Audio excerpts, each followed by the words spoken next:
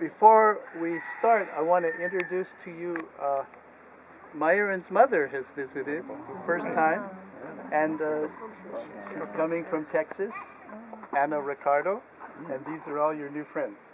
Nice to meet you. And her sister and sister's husband have joined from Italy. They've come all the way from Italy. So welcome all of you, and we're so glad. He says Om Shivaya. So today, I thought this being the 10th anniversary of Mahasamadhi, that we needed to plant something related to Gurudeva's vision here, and it was hard to think of something, but we came up with it. And this is related to this sacred spot. Anna, this is where Gurudeva had a vision of God here. And that vision of God is kind of a seed for this temple. And eventually, not all of you may know, but eventually we're going to have a pavilion right here on this spot, which has been designed by our stub buddies in India. And that pavilion will encase the rocks. I'll pass this around.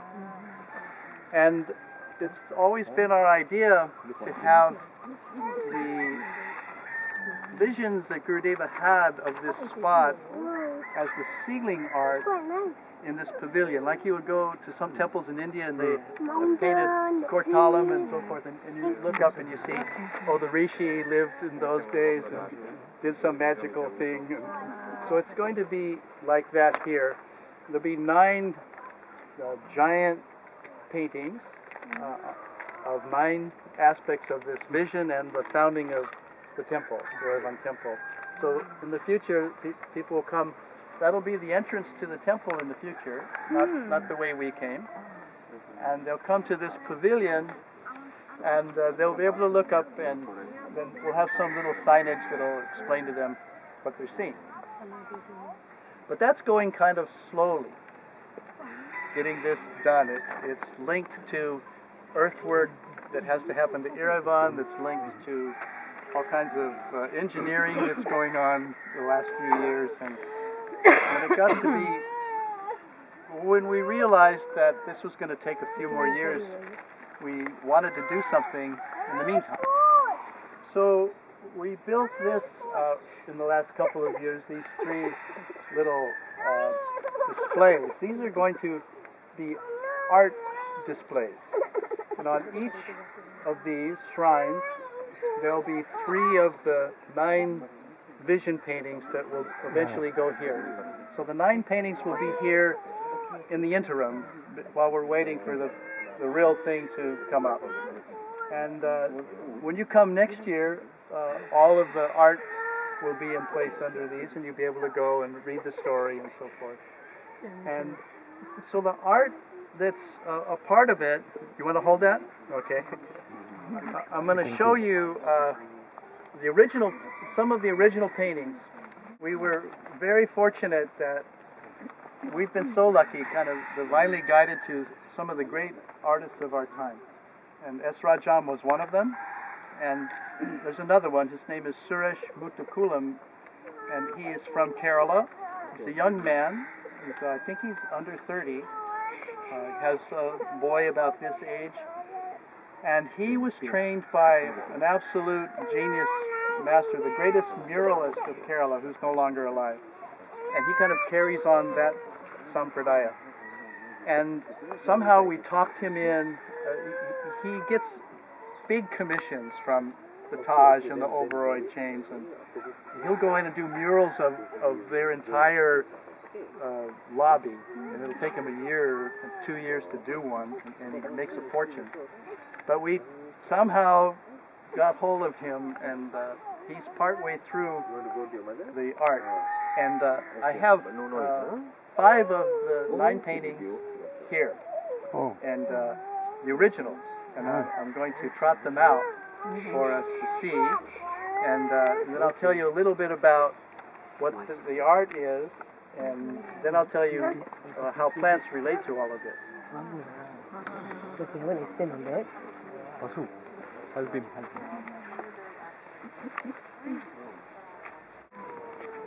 Well, this depicts one of the first visions. Gurudeva had in February of 1975. He was early in the morning, just as he was waking up before he got up. Suddenly, like the inner worlds opened up in his mind, and he saw Shiva. In this case, this first part of the vision, so he's in his little kutir down here, and the artist has done it in dusky colors, or dawny colors, I guess would be more accurate.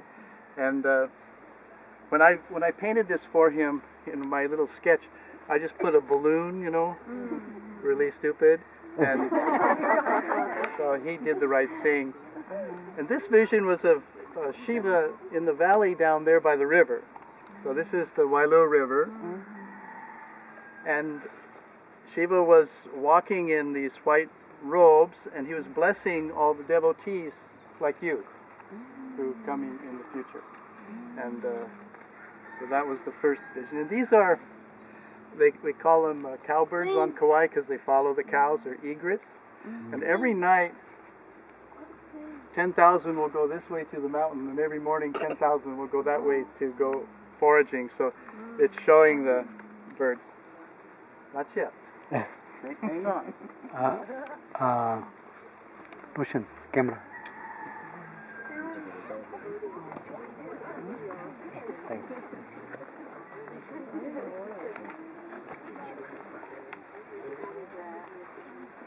Wait. Photograph.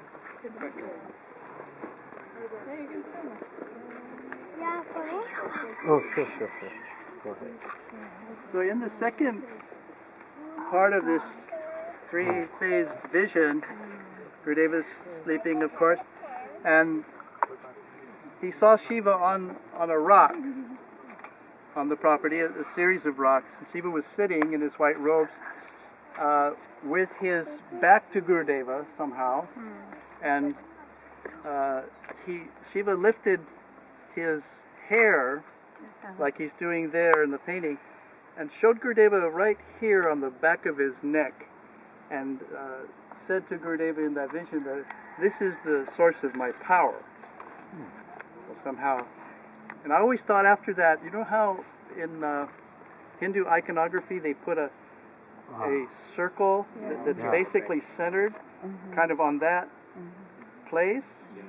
I've always thought maybe there's a relationship between this vision and that event. And Gurudeva explained to us that this is where the 14 currents, mystical currents of the body come together. So that's the second part. Then the third part of the vision was Shiva's face, very large and big. Suresh hasn't painted that one yet. So the next morning, Gurudeva came down and talked to the monks and shared the vision, and then he said, I think I know where this rock is that I saw in my vision. So he had me go next door. There was a man there, Bobby Suarez, who owned a small bulldozer, and I said, Bobby, Gurudeva wants to clear a path. So Bobby came, and we started at the Rudraksha forest, and in those days, everything was like a jungle. There was no path at all. And so Gurudeva had a machete with him, and he turned to Bobby and said, follow me. And so he began to march through the wild guava and over the streams, and kind of thrashing his way, looking for this lingam, looking for this stone. And in Suresh's drawing, we have put the two devas as though they're kind of guiding Gurudeva, because one of the extraordinary things, it's actually almost impossible to think of, but Gurudeva walked almost a mile in a perfectly straight line to this rock, and where he started, had he started 30 feet that way or 20 feet that way, we wouldn't have found the rock. So somehow he started in the only place he could have started, and made a beeline to the rock. And so this depicts that happening. Then our next one.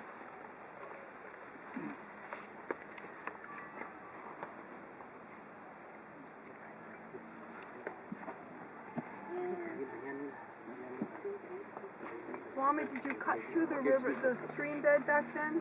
We forded right over it, and then the bulldozer made a mess out of it, which we had to repair. So when he got to around this spot, he was quite tired from the effort. We'd been coming for maybe 5 hours at that point, a long walk, and so he sat down and to rest. And when he sat down to rest, he saw this guava tree nearby, which is no longer here, and the guava tree was swaying, was moving, almost like it was dancing. But the amazing thing Gurudeva said was that there was no wind. It was perfectly still like this, but this guava tree was like it was in a 20-mile-an-hour wind. So Gurudeva turned to the tree and he said, do you have a message for me? And so no message came, but somehow Gurudeva understood that he should look nearby. That there must be something being told to him, because this was so unusual. And when Suresh, and this of course is the stones hiding in the grass, and this is the Wailua River in Suresh's interpretation of that. And of course he's got the tree dancing. It's like a dancing guava tree. And to me the cutest thing about what he did interpretively as an artist was I had told him that ridge of mountains was volcanic, and so he made them fire. So this is the mountain ridge, but it's fiery mountain ridge. I thought that's cool. I like the turtle too. Turtles are cool, and the fish.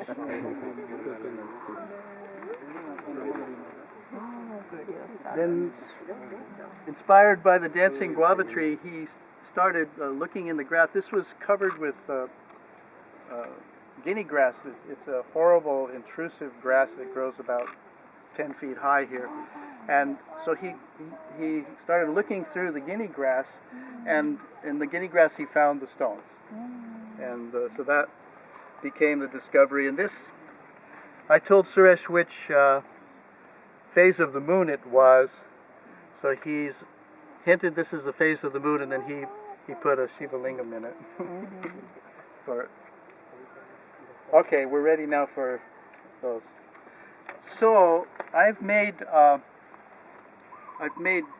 scans of this, really high-end scans, and we're going to make digital prints very soon because Deva Rajan's going to put some spires on top of these 5 on each one, and then he'll put up the panels, and we'll be ready to put the art on. That'll be in December or so, we think. So by December the art will be in place. And so I wanted to start landscaping, and then I thought of you.